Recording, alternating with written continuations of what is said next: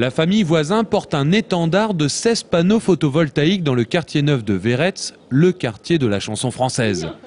Avec son mari, Corinne a d'abord pensé à l'avenir avant l'argent, et l'avenir sont ses enfants.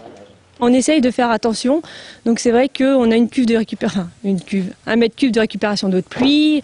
On a commencé comme ça, on fait le jardin, on fait le compost.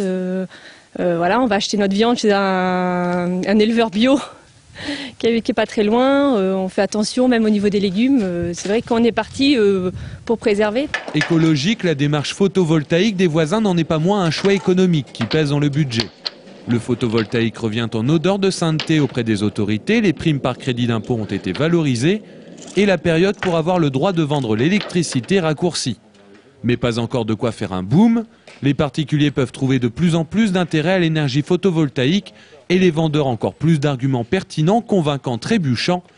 Et pour bénéficier du crédit d'impôt spécial Grenelle de l'environnement, l'installation doit être faite avant le 31 décembre. Avec un rendement important, on peut avoir au niveau des tarifs EDF, en fait, on gagne en gros notre facture d'électricité annuelle, quoi. On a 2800 watts de puissance installée pour une installation donc, qui a coûté 19 000 euros et elle recevra, suivant sa composition familiale, un peu plus de 8 000 euros de crédit d'impôt.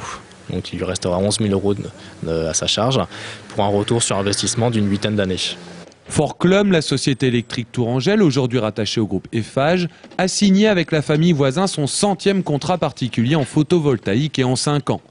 Sur l'année 2008, les particuliers représentent 80% du chiffre d'affaires de la branche développement durable, 20% pour les entreprises et les collectivités territoriales. Les contrats d'importance tombent, mais pour l'instant, ce sont les particuliers qui portent la branche. En 2006, donc l'État a imposé à EDF de racheter l'énergie à des prix très intéressants, donc 6 fois plus cher que ce que le particulier achète chez EDF. Et du coup, depuis 2006, on a vu vraiment une augmentation de notre puissance, de la puissance installée chez le particulier. Et on arrive aujourd'hui à notre 100e installation, donc on a fait de 2006 à 2008 à peu près 80 installations.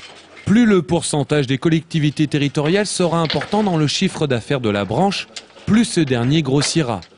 Et plus la branche développement durable de l'entreprise sera indispensable à la planète et à son groupe.